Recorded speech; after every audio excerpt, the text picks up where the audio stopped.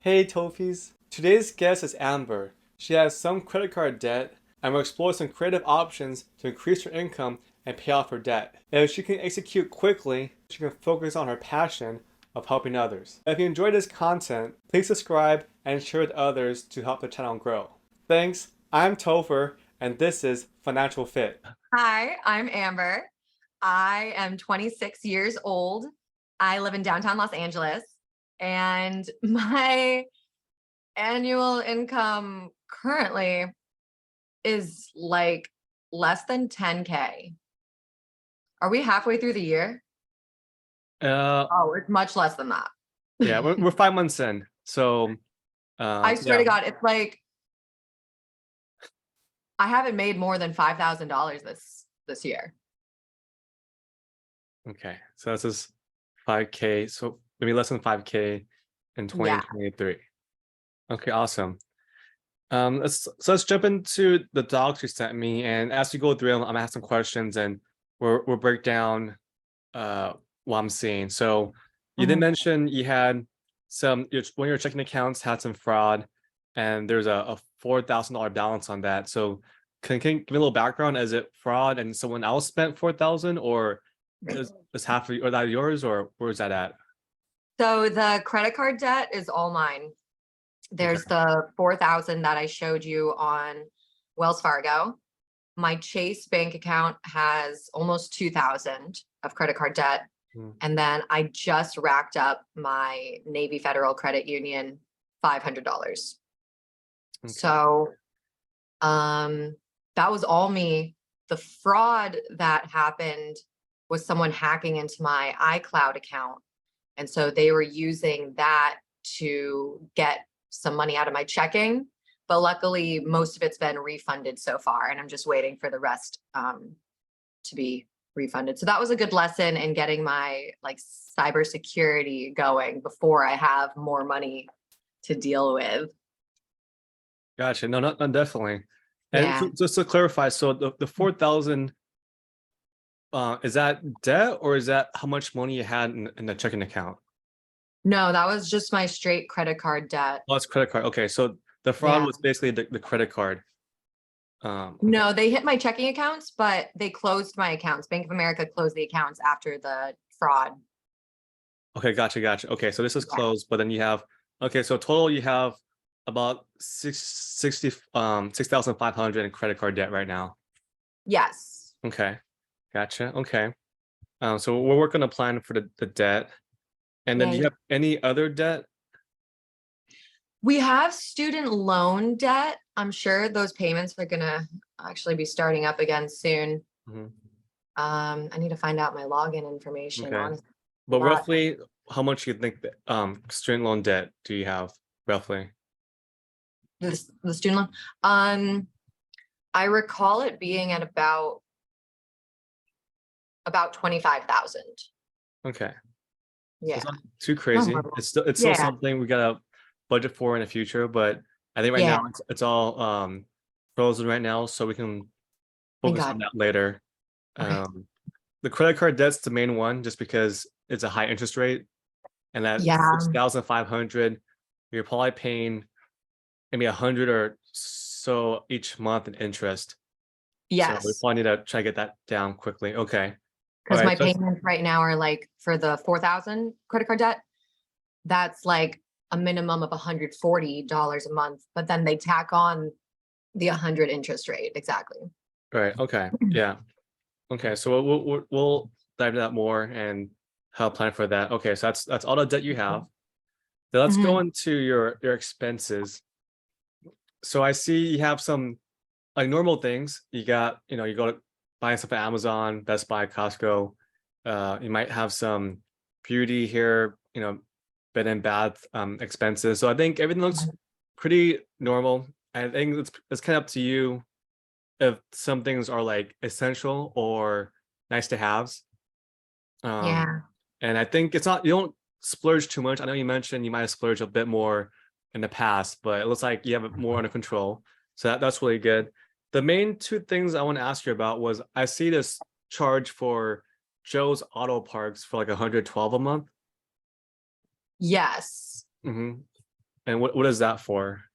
So I'm actually very blessed in that regard because that's my parking, my monthly parking for my motorcycle and my guest parking in downtown LA. But Okay. my dad, who wants to have an excuse to come see me, is agreeing to pay my parking for me.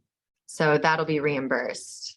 Gotcha. Okay. Yeah. That makes sense because I did see like consistent deposit, the same last name as yours. So then that's probably your dad paying you back for the parking. Okay. So pretty much Oh, okay.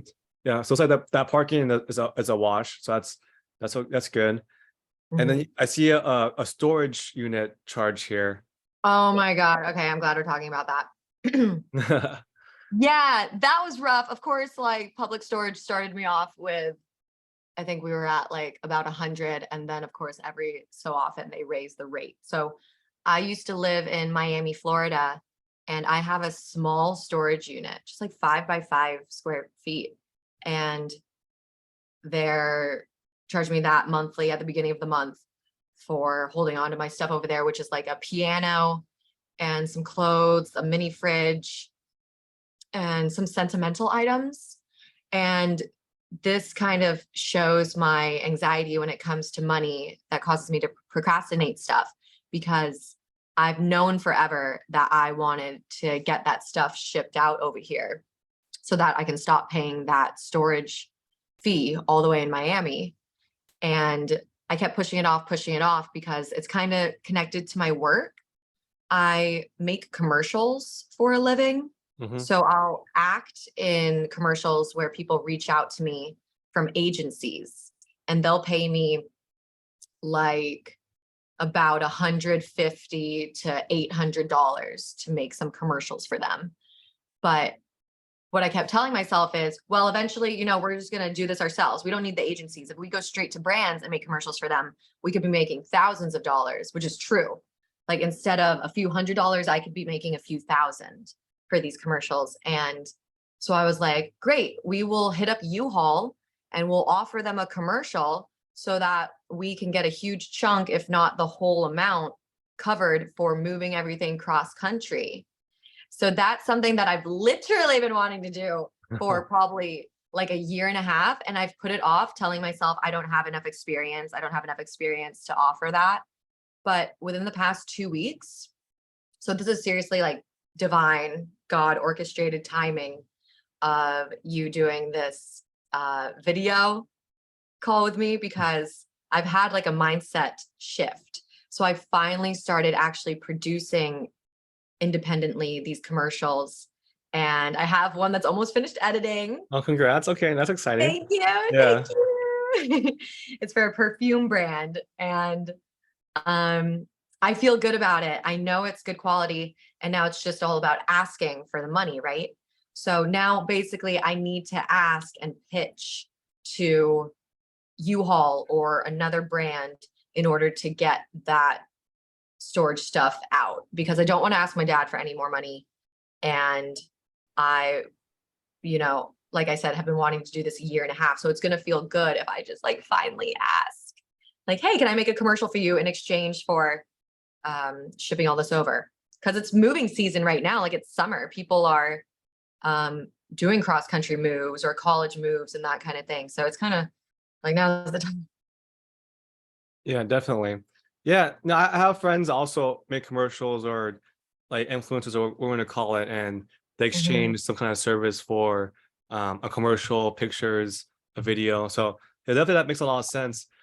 I guess more towards the supplies you have in the storage unit. So I know the Mhm. mini fridge. I mean, I'm not sure how sentimental that is, but I guess if you didn't really need that, you can sell that. The clothes, Yeah. same thing. I don't know if you. It sounds like you already have clothes with you, so Mhm. if you don't need some of those things, you can sell that. But the sentimental things, is that like pictures and like flat stuff, or these like big boxes of like knickknacks and stuff like that? There's like one painting. There's the piano for sure, Okay, especially that's 'cause I'm trying to get back into making music. mhm. Um, and honestly, everything else, obviously hasn't really been needed. Like I'm living my life. I've been living my life here for like a year and a half about. Right. Um, Yeah, that's what I was mentioning. A lot of those things. yeah. I mean, same for me. I had to move and downsize a little bit for some things. Let's get rid of the clutter and be more minimalist. And I was like, man, I got a lot of stuff. In my parents' house, we have so much storage, but I just keep a bunch of stuff. Even from like middle school, high school, I have things there. So I definitely see Yeah. like you don't really need that stuff. The piano, are we talking about like electronic piano, like a keyboard, or like an actual? Yeah. So not a grand piano, but Uh, it's a Yamaha like big keyboard. So yeah, one of those, like it was probably, I don't know, $2,500 or something when I was in middle school. I don't know. oh, so it's pretty expensive. Okay, so Yeah. okay. Have you had to buy one now? Is it still like 2,500, you think, or is it a little bit cheaper since like production and stuff it's increased? Yeah, that's a good question. Because I haven't even looked into that just because it's like, oh, you already have one. Like, Yeah. Okay. what I'm Yeah. seeing right now is some that are just like $800. Yeah. Gotcha. Gotcha. Okay. Yeah, this is totally up to you, which the end result and plan you want to go with. The way I Mhm. just see it is, right now you're paying, 140 a month. So in the whole Yeah. year, it's was that like almost 1,500?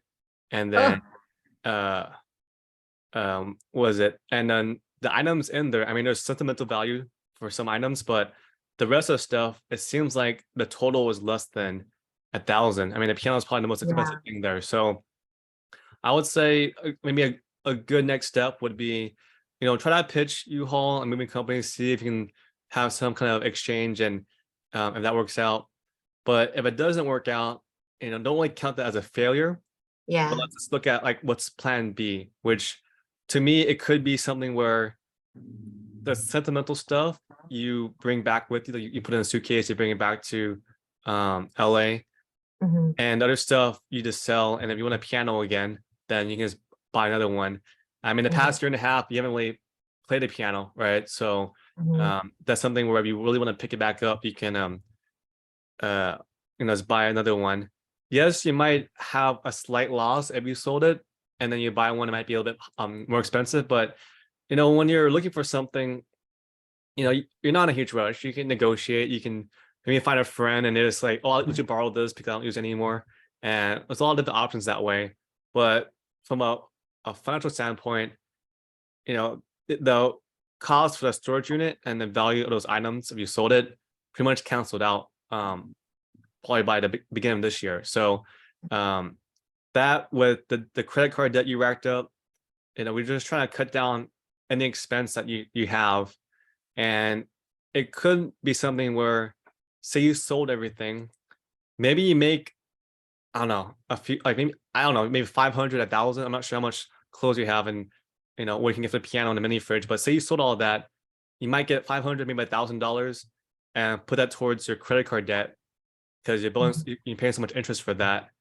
And then you don't have this 140 cost each month. So yeah, Mhm. I would say maybe give it a month or two, try to get a partnership.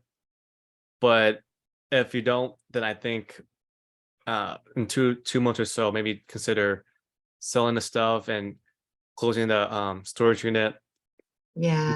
because that itself would take a month or two to like right to I don't know if you're gonna fly out there or you have friends that can just ship some stuff to you and then close the storage unit for you. But I would definitely cut some cost in your budget. Yeah. Thank you. It helps me to know a deadline too. Like I even created a deadline with my counselor yesterday to clean my apartment because with some of the ADHD symptoms I live with sometimes, I don't manage time well or responsibly. And so I give myself really short deadlines and then there's huge guilt when they're not met. So thank you. 2 months is like definitely more than enough, but it gives me an end in sight. And I can see, oh no, you're helping me like kind of piece together and problem solve in my imagination. Like if I do need to fly out there for this commercial, I have an aunt who loves to fly me out so I can hang out with my cousins over in Florida. Hmm. So I could do like a pit stop kind of thing. I'm always like, I would say, kind of like when we first got on the call, like I see the support all around me of people who want to help me. And it's a matter of me just like finally asking for it, even being like, hey, U-Haul, I help you, you help me. Right, right. Yeah, there's Yeah. always, win-win situations. And like I said, even if you don't get a partnership, then don't take it as a failure. Just go to plan Mhm. B, and down the road, maybe you partner with them and then you do something else with them. So Mhm. definitely either way works. It just we want to get rid of some of these expenses that we don't really need to have here. Okay, so that That's sounds like a very good true. plan. Next item is so getting around. Yeah, so you mentioned you have a motorcycle, so I see that, and you have insurance. Um, Once in a while, I would see a get around transaction. So that maybe Mm. that's when you rent a car to haul some stuff or something like that. Yeah, so I have my motorcycle, but when it comes to certain acting jobs, because I finally, within the past 2 weeks with my mindset shift, got myself back out there with acting to pay some bills. And one of them was in Orange County. So I had to go all the way to Costa Mesa. And so on my motorcycle, that would have been too far for me. Like I think I need to rent a car anytime it's more than like a 90-minute drive. So yeah, they paid me 350 for the commercials I did. And then I think the car was like maybe 60 and then 20 for gas, I Hmm. believe. Gotcha, gotcha. Okay. Yeah, that makes sense. Yeah, 'cause I was confused about, you had Mhm. no insurance and then rented the Mhm. car. So that makes sense. Okay. Yeah, So how in your I'm sorry, go ahead. Thank you. I was just wondering what it would be in your professional opinion of the ratio of expenses to income when it comes to like a job like that. Because I was like, yeah, that's fine, right? Yeah, it really depends on, I guess, the situation, because like you said, you made 350 from the gig, and then you paid 60 for the car and 20 for gas. So your net is around 200, a little bit more than 200. And so in a day making $200, that's pretty good, right? Yes, you had to rent a car and all that.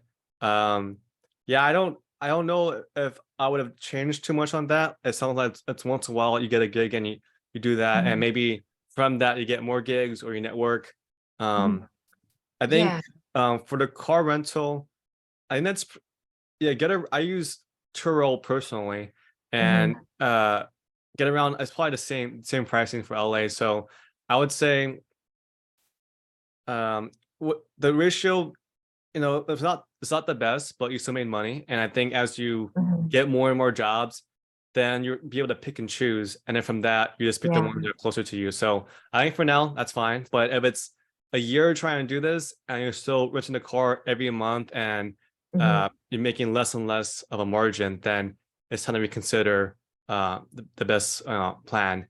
Like maybe you find a friend that you can, maybe you can exchange. I don't know. Maybe you take them out for dinner or something like that. Then they borrow the car, and that way it's Oh. like instead of $80 for the car and the gas, you just borrow someone's car and take them out. Maybe it's like $30. So stuff like that. Yeah, it's just more steps to kind of uh get to the end result. And I don't know, these gigs you have like 1 day notice. I'm not sure how that really works, but Mhm. yeah, I think right now it's fine. It's just we gotta find more income sources, and then you don't need to rent to uh get Yeah. income. Yeah. Yeah. But I think Thank right you now so that's okay. much.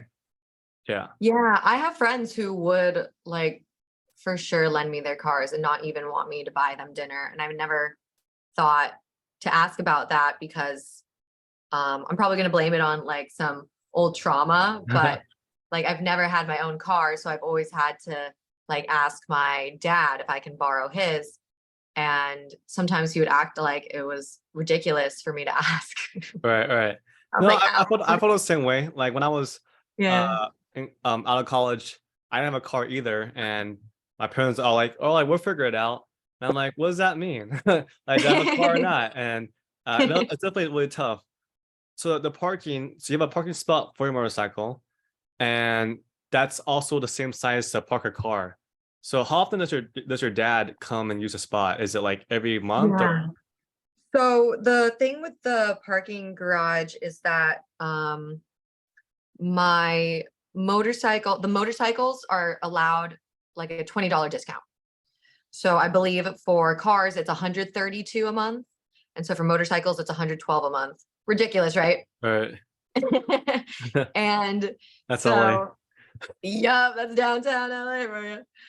And at first I was trying to finesse the street parking, but I got 2 parking tickets in my first week of owning the motorcycle that I still haven't paid off. And so it's kind of a nice BOGO deal because the motorcycles can't um they're too small to be scanned in and out. Like the gate can't sense that we're there, so we have to go around the gates. But I still have a card key. And so I use that card key as basically a free guest pass. Like it's an included guest pass so I can get cars in and Mhm. out. And so yeah, to answer your question now, my dad will probably be visiting at least twice a month. We're trying to spend more time together because he just moved to the area. Gotcha, gotcha. Okay, Mhm. that sounds I good. would, Yeah, yeah. yeah. I'm trying to figure out. Like, I don't know about your apartment, but there are people that rent out parking spots, and I don't know if Mm. when your dad's not there, if that's something that's feasible. I can send you a couple links, Are but you serious right now? yeah, the only thing is I don't know. Well, I'm guessing because some parking structures they have like a parking badge you put inside the car. And if you lose that, then you're in a lot of trouble. So if you like rent out your spot, then that's hard to do with that. But if Yeah, you you have have a to. parking tag, then I guess if someone rents your spot for like a weekend because they're visiting LA, then maybe you be the one to like go down and open it for them. But then if they lose your key fob, then you're in tough luck too. So I guess Yeah, it'd be a based on $20 fee. yeah, so I guess you can look into it and see if that's even an option or not. Because same like when you Yeah. rented the car, like for get around to drive down to Orange County, Yeah. it's a premium because you just need it for that day, and that's why Mhm. it's cost so much, right? So same for parking, it's like $20 a day, which is a lot, but you pay 100 for the whole month. So if you Mhm. got someone that needs to park there for one day, and you can just let them in and get 20 bucks. Like it's not Yeah. a lot of money, but it pays for your lunch, and it'll add up Yeah. if you can do it. So that's just something that maybe is an option. No, that's genius. That's so genius. Like I need to monetize things that I'm already right that I already have, right? So I'll definitely look up a website for that. If you know of one, I'll look Yeah, into I that have a one. couple. I have some friends that rent out, like they rent out cars in Turo and they rent out their parking spots. So, Oh my yeah, I'll God. send to you. It just depends, like on you, like how the parking pass works. Like Yeah. you said, it makes things complicated. But if you're already like able to do it and they want to book your parking spot, then Mhm. you can make some easy money that you're there. Okay, You have and me then thinking about renting out my motorcycle. yeah, you can do that too. I don't know how often you use it, but like same for Turo, you can rent out motorcycles too. It just depends on like, Mhm. if you have any insurance for that, and then you just gotta make sure you vet the people that borrow your stuff. So yeah, I mean you can also look into that too. Um, yeah, but usually when I travel, I either rent a car or I use Turo. It depends on what makes sense. And but yeah, if you feel comfortable renting out your motorcycle, then that can work out too. It's just that there's that risk where if the parking spot has a problem, it's just a parking spot. Like you can't really damage it, really, right? Whereas your motorcycle, like if someone damaged it, then you might not have a ride for I don't know how long, and even Yeah. if insurance covers for it, you might not get the money, or another motorcycle or a car for like a while. So Mhm. that just kind of makes things more difficult. Just weigh it out. Yeah. Yeah. Just things to think about. Yeah, I've been thinking of renting out my loft too, because I have a gorgeous loft and it's expensive. And I mean, the only reason I like have been getting by with such little income right now is because I basically have frozen rent payments right now. And so it's like people have been telling me, do you rent this out as photography studio space? Mhm. And I haven't thought to, but now that it's like gotten cuter in here because I take advantage of this group. Have you heard of Buy Nothing? Buy nothing. I heard about that before. This, I need to tell more people about it because it's a community either on Facebook or an app where people give away things. They're giving away laptops, they're giving away iPads, they're giving away furniture, beds, all this stuff. I gave away my Fitbit on it. And it's just a huge, generous community of just paying it forward. So, like, I've been getting by with like my keyboard and this furniture over here that I got that I was like looking on IKEA, like I need organization. My mind is all cluttered because my space is cluttered. And IKEA was going to cost like hundreds of dollars, of course, to get Yeah, some IKEA's not storage. cheap anymore. Yeah. Yeah. Oh my gosh. And then I just make an ask because people will post what they want to give away, but you can also say, hey, I just moved to the area or whatever, and I really need blank. So someone, after me asking for just organizational stuff, gave me 2 shelves and then 2 cabinets. I also got this couch, which is like velvet Oh, down that's nice. goose feather. Yeah. It's all these amazing angels just really wanting to help out. So that's a one hack I would love to share with people about getting Yeah, it's stuff awesome. taken Yeah, care of. it's just Yeah. all community focused. Yeah, and that's awesome. Yeah. Yeah, Yeah. and I think renting your space out for photo shoots, definitely makes a lot of sense. I think the most popular one right now is Pure Space. So basically, when you're out and about throughout the day, your space is open up and you rent that out. The only risk, there's insurance involved, and you just gotta trust no one's like gonna mess up your stuff and steal things. So all your, valuables, lock them up, and then probably get a camera for inside just to kind of monitor things. Yeah. Um, but yeah, okay, awesome. Then yeah, then that's something you can look into and make some income. Let's go on to your rent that you briefly talked about. So you said Yeah. the rent is frozen. Um, what's the kind of I guess behind that? What's the agreement? Is it frozen as in one day you got to pay all of it back, or it's something where it'll be forgiven? We're looking at rent forgiveness and amnesty. Yeah, because there's a lot of drama going on downtown with some apartments. Like it's all these sister apartments where kind of like we kept getting ownership changes and kind of abuse from the owners. And so kind of everything in the buildings are messed up. The former owners sold without telling the new owners about all these issues that were coming up. So like right now I don't have water. Um Oh, and I wow. haven't had cold water for months. My heat um didn't work all of last year and I don't have air conditioning right now. So there are all these legally uninhabitable living conditions. Right. And so I finally was just like, I'm not paying rent anymore because I heard of a bunch of neighbors who were doing the same. And so we are every month I get the notice like you need to pay rent. And so every month I'm like, I'm waiting for that meeting with the execs that was promised to me because it was. And I got it all in writing and everything. But Yeah, yeah, awesome. probably within the next few months, because they just got a new owner again. Probably within the next few months, they'll hopefully finally be meeting with me and then we'll talk about it. So whether I have to get a lawyer, because all these other neighbors are talking about lawyers too. Of course, I would try to find one pro bono if I needed one.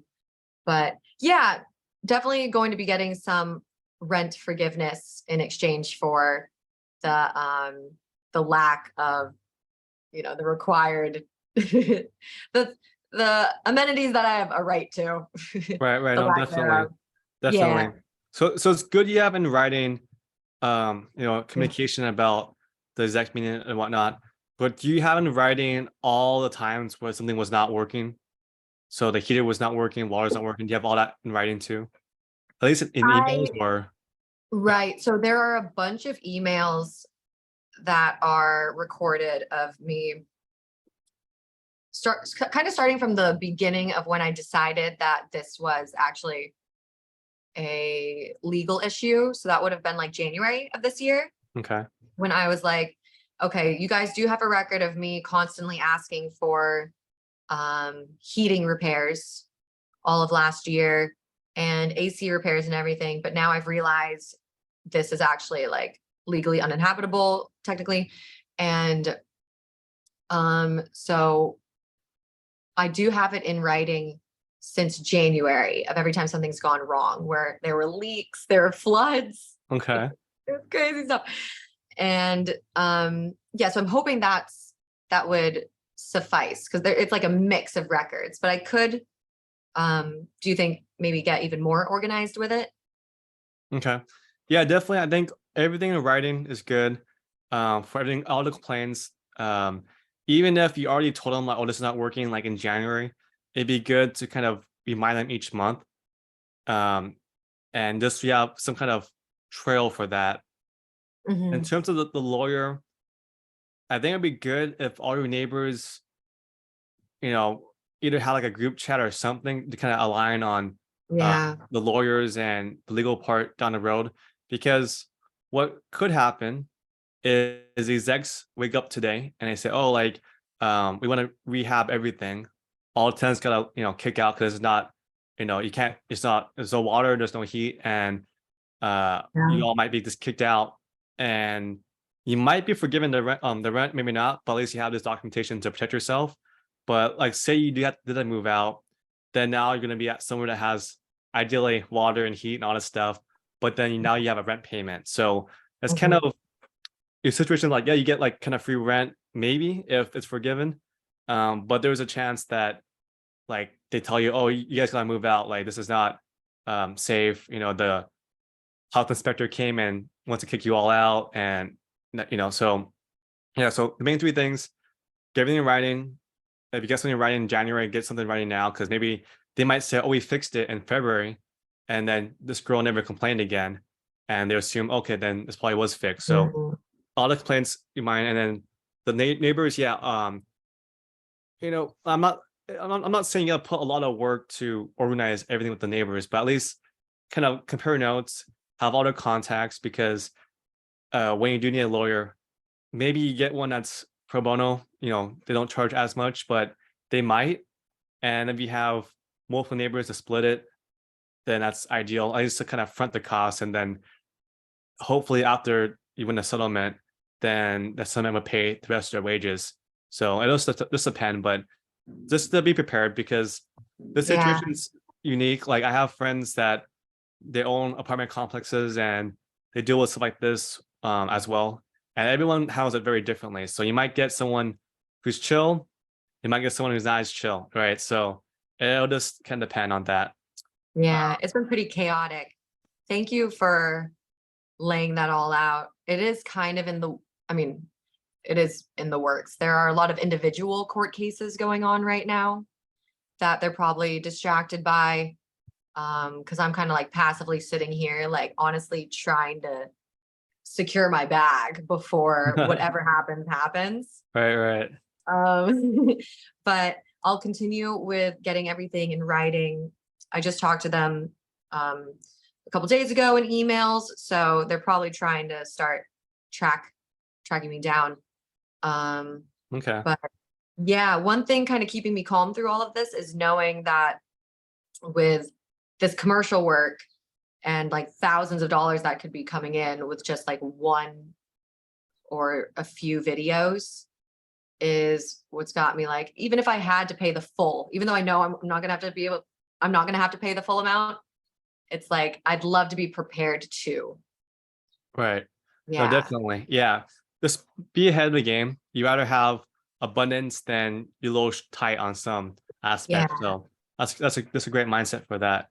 Okay, so I think expenses, the debt you have, I think everything's kind of laid out.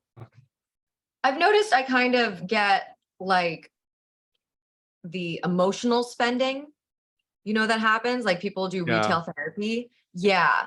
That happened when the fraud started, which of course, is like ironic in a way. But when the fraud happened, I was emotional and I went to my local farmer's market where I normally get my groceries.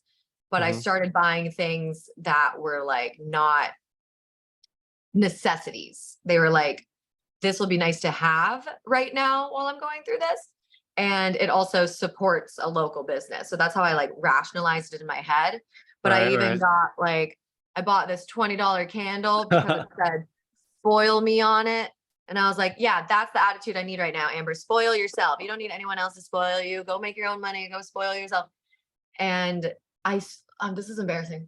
I spent $75 on dried herbs, like straight up sage for cleansing my space and my energy, and like mugwort and chaparral, like these things that are for healing because I'm like, I need healing. So that's another habit of mine. Like I overspend on kind of like my healing and spiritual stuff right now. That really does help.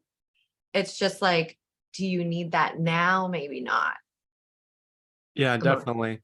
Yeah, I Yeah. think for that, as I give you some homework, I think having a budget that's very structured would help with that. And Mhm. there's still space to have fun and to buy some of these things. But what I really want to avoid is you accumulating more debt. And right now, you haven't accumulated too much more debt because even though your income's on the lower side, you haven't paid rent in a while, and you might have to start paying rent again. And how much rent was it originally? Was it like 1,200, 1,500 for the rent? Yeah, 15.95 a month, Okay, so and then plus amenities. I mean, yeah, is that what we're paying? yeah, so definitely, like if you did have to pay rent starting January, then you'd be very underwater right now, right? With all the debt and everything. So we Mhm. definitely need to find ways to increase your income, but also cut out some expenses and spending with a structured budget. Because like say you had to be paying 1,500 in rent right now, like you don't really have enough to cover that. And that's something we want to watch out for and be Yeah. prepared for. Because like I said, the new owners could wake up today and say like, all right, we want to start this process where all tenants move out. It's not uh, inhabitable. And then now you Mhm. have a 2,000 rent next month, so uh, also, I mean, I don't want to, be too pessimistic, but this, realistically, if you were getting another apartment, you might need to apply. You might need to show your credit score, and then your credit score might be a little Mhm. bit lower because you have Good debt, and point. they might not Yeah. approve you too. So we just want to get ahead of the game where your debt's low, you have income, and if you need to get a new apartment, then you're, be able to get that. And also, downtown is a nice spot to live, and a lot of friends out there. But if you do need to move out, we got to weigh the pros and cons of living somewhere that's uh maybe more affordable until your income goes back up, Mhm. or roommates, something like that. But right now, I think we can just kind of put it in the back burner and focus Yeah. on this next item, so your goals and then and income. Well, thank you for saying that because it's I'm an idealist and an Hmm. optimist. And so I keep saying things like, this is not how the world should be. And like I rebel in a way that doesn't really help me operate in the world the way it is, right? Right. Whether that's through procrastination or um, disruption or whatever. But you saying that, which is like so matter of factly, like, yeah, obviously, like these are things I should consider, right? Like maybe living somewhere more affordable, doing this and that. But what's helpful, honestly, is that like just ignited a little like spark in me because it's like, I don't want to do that. And I am one of the most stubborn people ever. So if I decide like really don't want to live anywhere else, I really um don't want to make money this way or that way. I know what I want to do. I want to make these commercials and I want to live in downtown LA. It's like, oh my gosh, we're gonna make it happen because now it happen. Like I've been ignoring my financial issues because it's been, you know, like a source of anxiety, and it feels better in the moment to avoid it. But over the past week, especially since you reached out to me and with the fraud and everything, I've been looking, like forced to look at my expenses. I don't know if you've talked to other people who also will just like go weeks without even opening their bank account to look. That's very common. Yeah, Yeah. it's like a shame or embarrassment of, Yeah. the debt, or the amount of money is from 5 figures to 4 figures to 2 figures, So yeah, definitely. No, I definitely vibe with that. And I think Yeah. what would help, and everyone's different. That I'll suggest some things, and whatever you feel most comfortable with, we'll go with baby steps. But the goal is to have a big roadmap of your budget, your spending, and knowing that you gotta pay this debt off sooner rather than later, and is working towards it, because the debt will, kind of cast a shadow on your life, and it's just better to Hmm. be, debt free. So Hmm. awesome. Okay, so Let's do it. we have about maybe 10-20 minutes left, so let's jump into your goal. So Okay. if you had your dream life, it sounds like you would want to act, do some commercials. Is there other things in life that really matter to you? So other people, they mention stuff like traveling, retiring their parents, buying a certain type of house, uh, doing some kind of passion project with the community. So along the lines of that, what's kind of like your end goal, life goal? Yeah. So the should we start with life or career? Life wise, I want to live a completely balanced life, like with my health, my wealth, my connections, my passions, everything's in as much balance as it can be, depending on what's going on in my life. And so, family wise, I've come to the conclusion that, yeah, I would definitely love to be able to retire my dad. He's 58 and still working. My grandma is my inspiration to also make enough money in order to just completely take care of her finances, and like maybe even get her like a personal chef, because it's like she doesn't work, but she, works the household like constantly. Right, right. And so those are the two people. Oh, I'm getting all emotional. Those are the two people Okay. I really would want to like take care of. And I would love to be able to take care of myself, of course. For I yourself don't, first. Yes. yeah. Yeah. And I know that will then leak over into being able to take care of others. And I want to take care of my other family members and friends, like whenever they need money, or um, like when they have a dream to follow, because I have cousins who don't have as much um, like financial support as me, like they experience neglect and all of this. And I'll hear them say things like, wow, it would be so cool to be a go-kart driver, like a professional go-kart driver. And I'll be like, you could totally do that. You can do anything you set your mind to. And they're like, it's expensive. And every time I hear about like a family or friend's dream, and then they followed up with, but I can't, whether it's because of money or some mental block or whatever, it just hurts so badly. And I would just want to be able to pay for my cousin's go-karting lessons. If my cousin wants to start a business, I want to be able to front them the money as like a Hmm. gift, like here, just straight up, like take this and run with it and that kind of thing. So I obviously want to make a lot of money. And so that's the motivation. And the way I want to do that is through my social media presence. And so I'm doing a lot of rebranding, actually. That's what I was doing before getting on the call with you, trying to split everything up a little bit, because I have um, the big dream show that just got started of Healing Amber, Yeah, I because saw that. yeah, it's like, it got a great response. And I'm really happy because it combines my life stories with my comedic storytelling. and actually having an impact on people. That is what I want to monetize first and foremost. One day, sell it to HBO, all these things. And I know it's possible. It's finally getting the like steps to get there. Like I need enough money to be able to afford a different like ring light and tripod and some cameras. Like I need cameras that I can put on my motorcycle so I can get my motorcycle content going, which is also a moneymaker. So basically I want to monetize Healing Amber. And meanwhile, we're also going to monetize the other social media accounts and freelance commercial making so that I can afford to make that bigger and bigger. But the goal is to kind of create a lifestyle that surrounds connection and travel. So continuing to make travel a part of my storytelling and work. And yeah. Okay, Yeah. awesome, awesome. And like as you kind of progress in this journey, your goals might tweak a little bit. You might prioritize one or other, but I think broadly this is kind of the direction. So let's break it down. So life balance, great. I'm all for that too.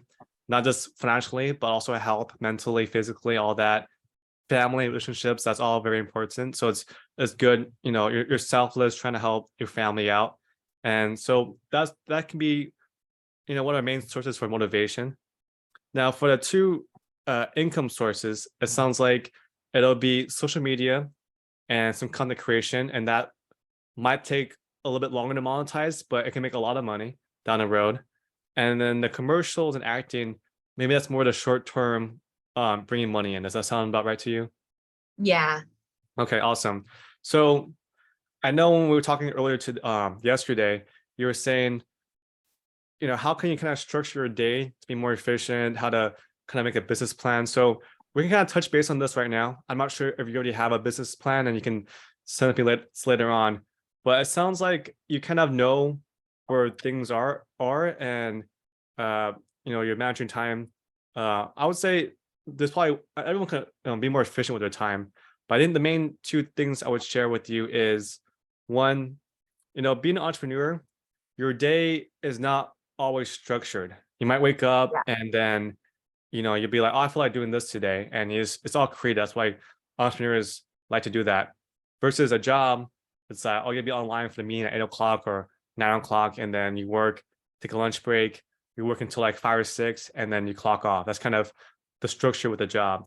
So with you, you kind of need to be your own manager and saying, okay, every day I'm gonna wake up at this time and I'm gonna maybe work out, I'm gonna do my daily devotion, uh, however you want to get a strong morning going. The main two books I recommend, there's one called Miracle Morning.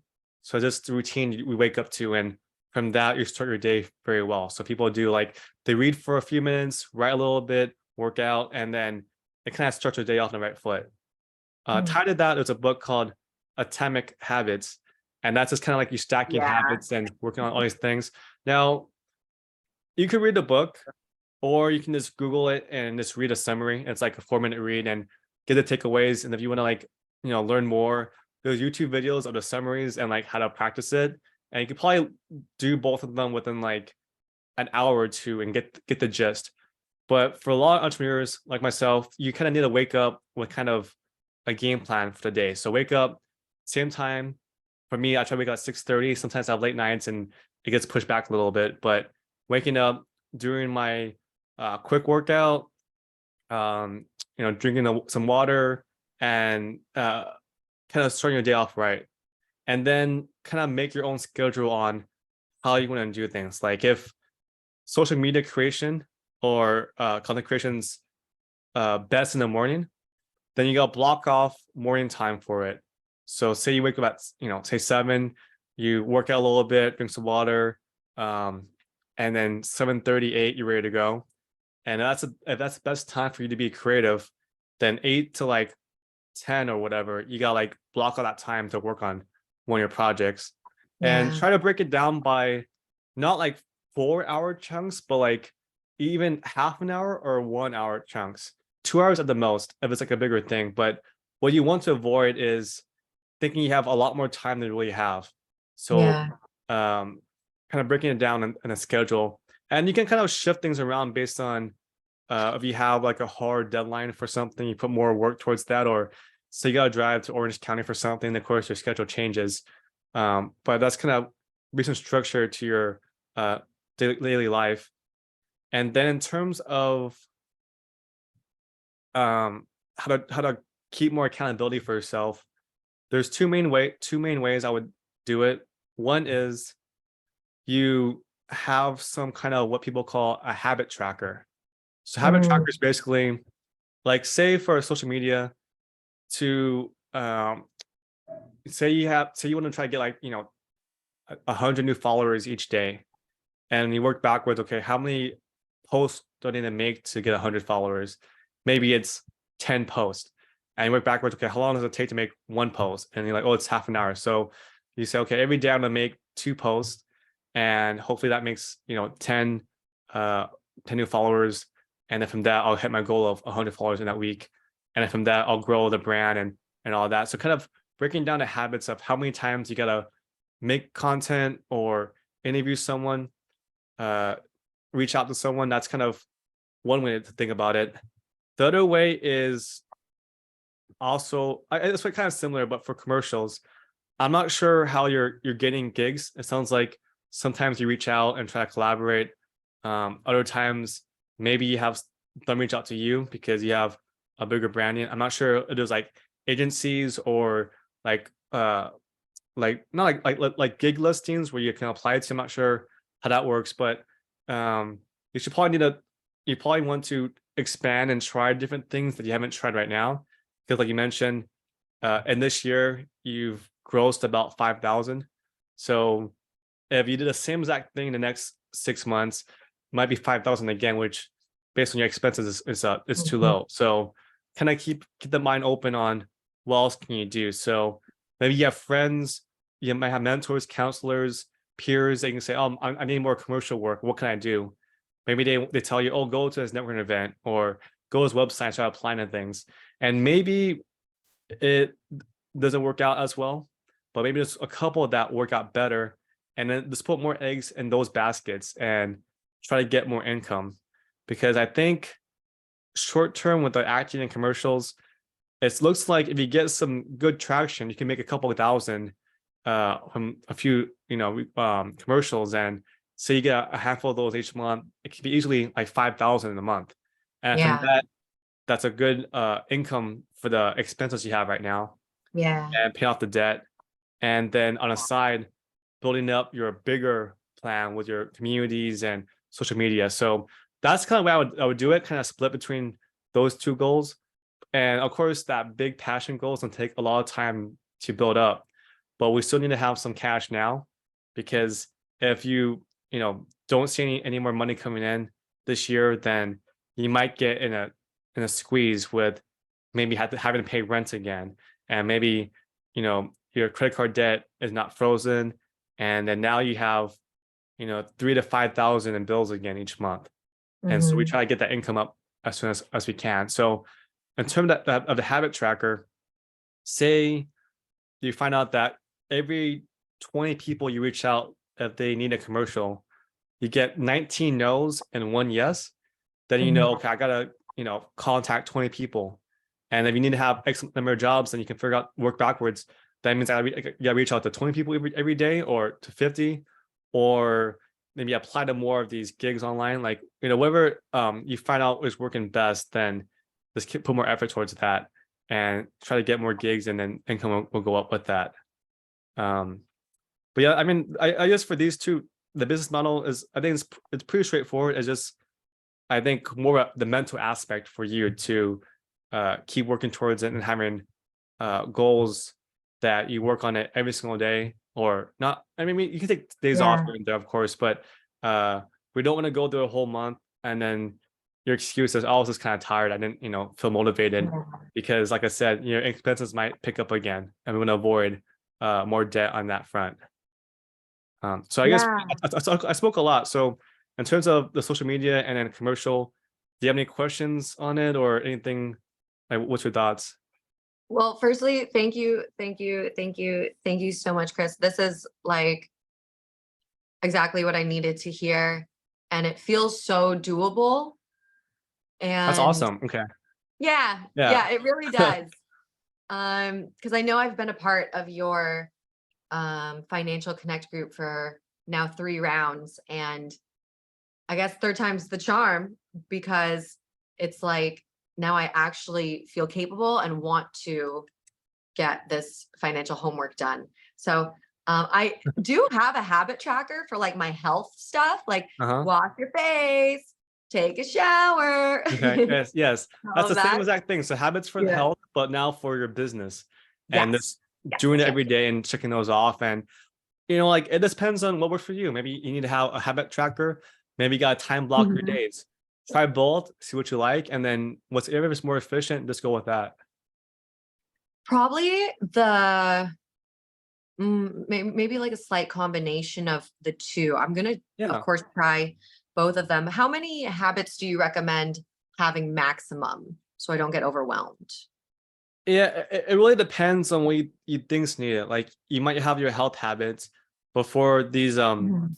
these business habits, and of course you might have other habits for like for other health, like whether it's talking to family, friends, going out, eating, stuff like Mhm. that. You might have other habits, but at least for the business case, the habits to me it kind of be broken down by what um what the outcome you're trying to get. So if for social media, if it's to build a following, then it's probably number of posts you make, not number of content, number of interactions or collaborations you have. So it's kind of like a goal, like you want to have X amount each week or each day, and you break it Mhm. down to the habits to attain those goals. So whether it's reaching out to so many people or spending time to make the content. But for the Yeah. commercials, maybe that's more commercial. Commercial might be more habit heavy because it sounds like you just gotta get the gigs. So that might be, like I said, maybe you need a habit where you got to reach out to 20 people each day and pitch yourself. And so you got to track like habits throughout the day of doing those on your checklist. Um, so I would say those 5 or 6 habits is probably uh, a good target outreach for the commercials, and then the posts and content creation for the social media. Those are the main habits, and just try it out for now. If you get overwhelmed, let's cut it back. If Mhm. it feels like it's enough, let's just keep it for a little bit longer because it's very easy to do too much. Yeah. Now, in terms of timeline, what I would say is, with the big need to kind of start creating income, I would say for this, give yourself only, I would say 3, maybe 4 weeks to kind of try to do both. And if you realize that you're not getting enough income because social media is more a long-term play, the commercial Mhm. is probably more short-term to get some cash coming, Mhm. then you will need to dial back on a social media creation to do more commercials. And Mhm. I think you need to reevaluate that in about 3 to 4 weeks, because we don't want to get to July, which is like about a month from now, and your income is still low, and now you have more expenses. We want to avoid having that tight squeeze. So, Yeah. um, and you might need to focus on commercials for like full time for a few months if that becomes the case. And then once you kind of get on your feet with the income, then you can start dialing up the social media creation, and then kind of going from there. What happens a lot is people try to do too much and then it backfires and nothing's done. So I think for you, I would put a tighter timeline on that of just seeing if you can do both for 3 to 4 weeks. And then if you feel like you can't, don't take it as a failure. It just means you got to focus on one for now, which I think is a short-term income, and then start dialing up social media once the income starts coming in. Hopefully that kind of makes sense. And I know it kind of sucks to put things in the back burner, but a lot of times we think we can do a lot, but we can only do so much in a day, a Yeah. week, and a month. And I'm not saying give up on your dreams. It just, I don't want to catch up with you in a month and you say, hey Chris, I got kicked out of my apartment. Now I got to pay 1,000 in rent. My credit card debt's now it's 10,000 and I have no income. I just want to avoid that. I'd rather you say, Right. these bad things happen, but now my income's like 4,000 a month pretty consistently, and I feel okay with that. Yeah. Okay. Thank you. Thank Yeah. you. This is probably my sign that I've been hearing for a little bit to do as they say on social media and disappear.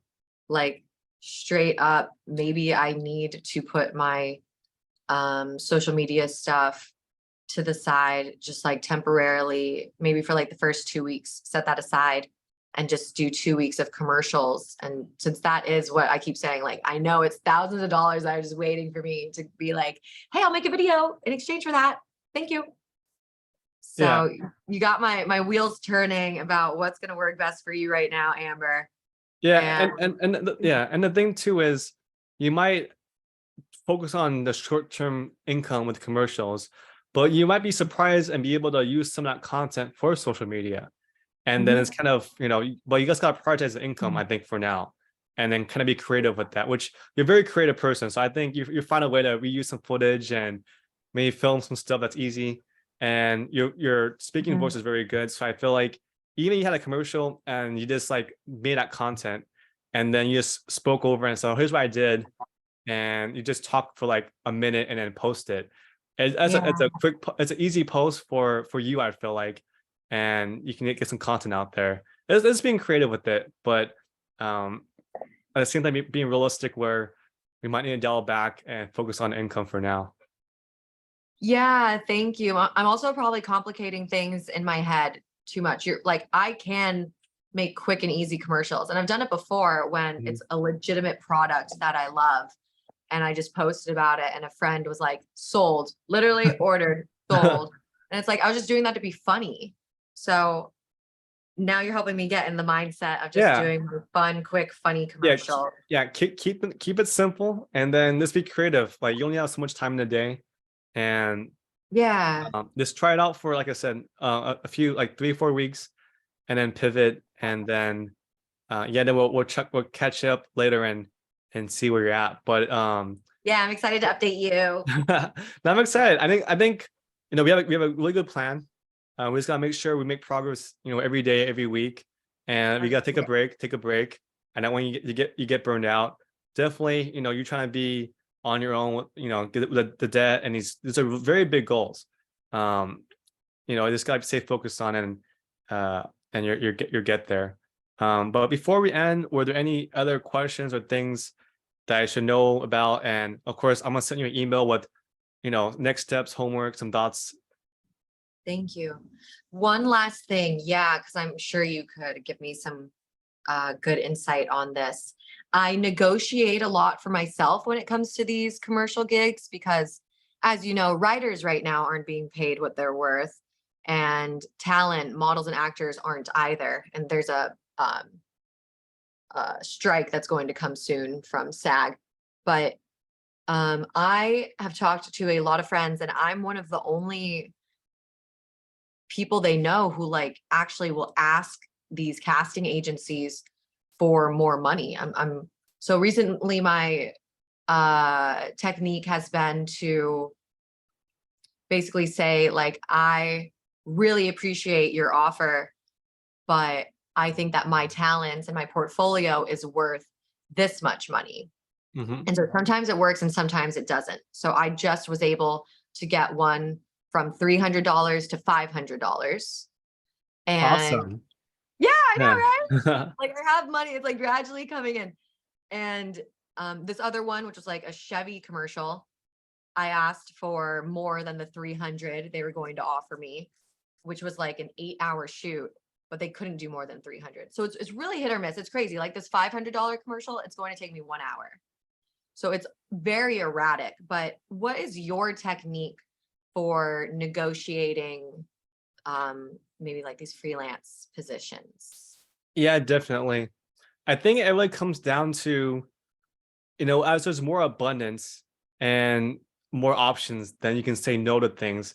That's kind of the Mhm. end goal. A lot of sales techniques, it's figuring out what their budget is. You pitch to someone like you can do X, Y, and Z, and they're like, okay, that's awesome. I'll be able to hire you.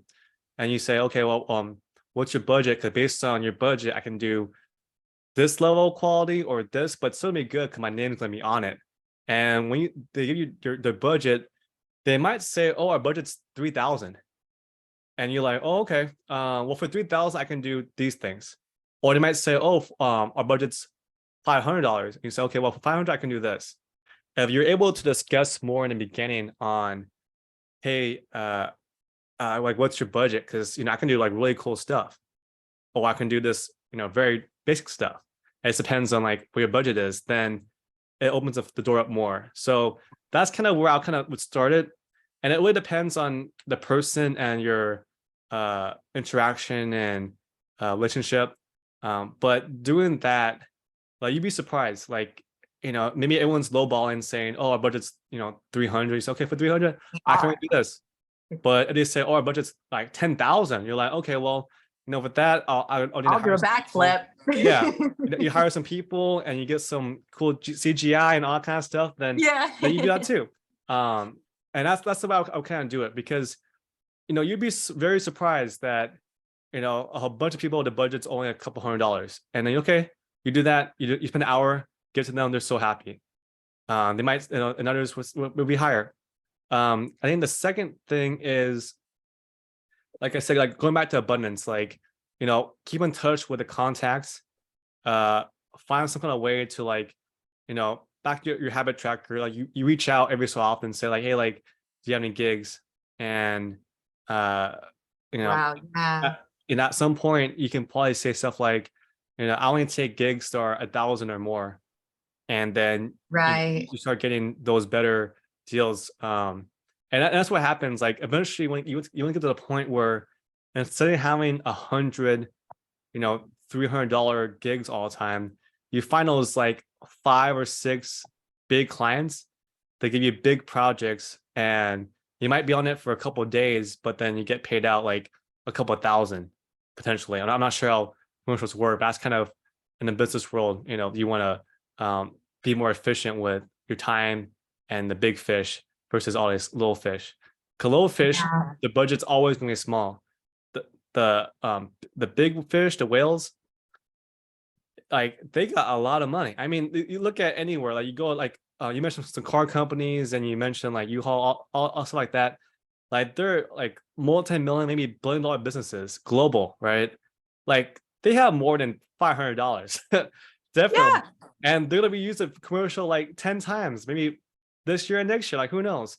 So definitely, like, if you have that quality and they definitely have the budget, then they'll be down to pay more. Yeah. Yeah. I'm feeling excited, Chris.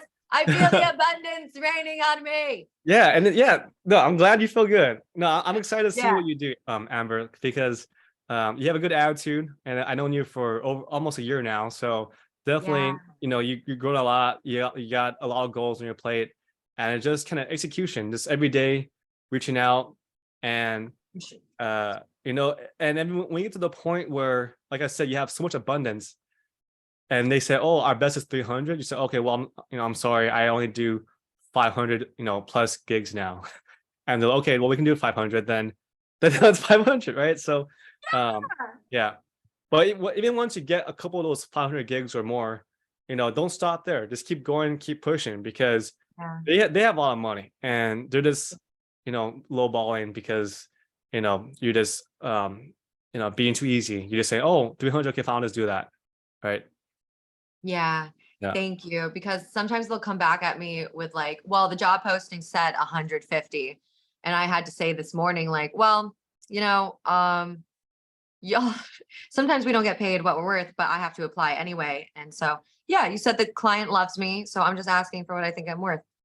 But I will update you because that makes me feel good. And like, I know what I'm worth. I know what my time is worth. And I finally want to manifest all these things that I know into my life. Like I want to actually start seeing the money that I feel I can work for. Like I'm ready to execute. Okay, no, But I'm yeah. excited for you. Yeah, definitely. We're staying in touch. Keep me updated, and definitely you're gonna have ups and downs. That's how entrepreneurs, lives are. If you had a job that's consistent and it's all smooth sailing, but here You're gonna have some bad days, some bad shoots or commercials. You Mhm. might get a lot of no's, but then you're gonna find a couple of yeses, and find the yeses will become stable, and then we'll be good. So yeah, I'll send you an email later today, Thank you. and then we'll be in touch. Thanks, Amber. Yeah, thank you for making me a case study. I will make you proud, Chris. I really appreciate it. All My heart right, is thanks, full. Amber. Thank I you. appreciate. I'm rooting for you. Okay, we'll get this together. Thank So you. Praying yeah. for you. So grateful for you. Thank you. Thank you. Thank you. All right. Ah, I can cry. I'm excited. Okay. I'm gonna go execute right now. All right, you're good. You're good. All right, have a great rest of your day. You All right. too. Bye, Okay. Chris. All right. Talk soon. Goodbye. Here are the main things for Amber to focus on. I just emailed her my curriculum template for the 15 levels to financial freedom. She'll focus on levels 1 through 5 and build a budget. This will help her understand how much income she needs to sustain her lifestyle. First, we gotta focus on increasing her income. I researched renting out parking spots, and usually it's monthly, but this is not the best option because her father uses a spot a couple times each month. For renting out her motorcycle, it looks like she can get maybe $30 to $40 each day. If it works out, she might be able to get a couple hundred each month. I think the best rental opportunity is to rent out her studio on PeerSpace. She should look at other comps in the area and figure out the best way to market her space. She might be able to combine her listing with parking to increase her income. In terms of general execution, I recommend habit tracking or time blocking, or a combination that works best for her. To increase her income from commercial gigs, you can start a habit tracker where she goes to one meetup each week, contacts 15 people each day, apply to 15 listings each day, and then time block her days to get the work done. I understand that healing coach is her long-term goal.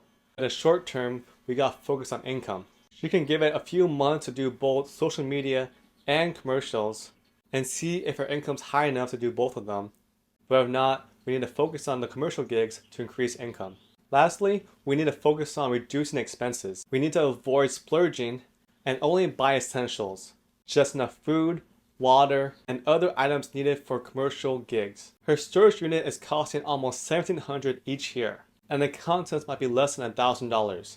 Only her piano, some clothes, and a mini fridge. This expense is also racking up more credit card debt for her, and she hasn't had a need for any of the contents in the past year and a half. We can try to give it 2 months to see if she can land a U-Haul or similar collaboration to move her stuff out. Else, it's time to sell everything and just keep the sentimental items. Overall, Amber is about level 3 in terms of the 15 levels to financial freedom. And I think this year, she can easily become level 7 if she can increase her income and wipe out that credit card debt. Then she can focus on investing, her passion projects, and giving back to her family. Hey Tophees, thanks for watching. If you want the same free curriculum for the 15 levels to financial freedom, or apply to be on Financial Fit, click the link in my bio. I'm Topher, and I'll see you next time on Financial Fit.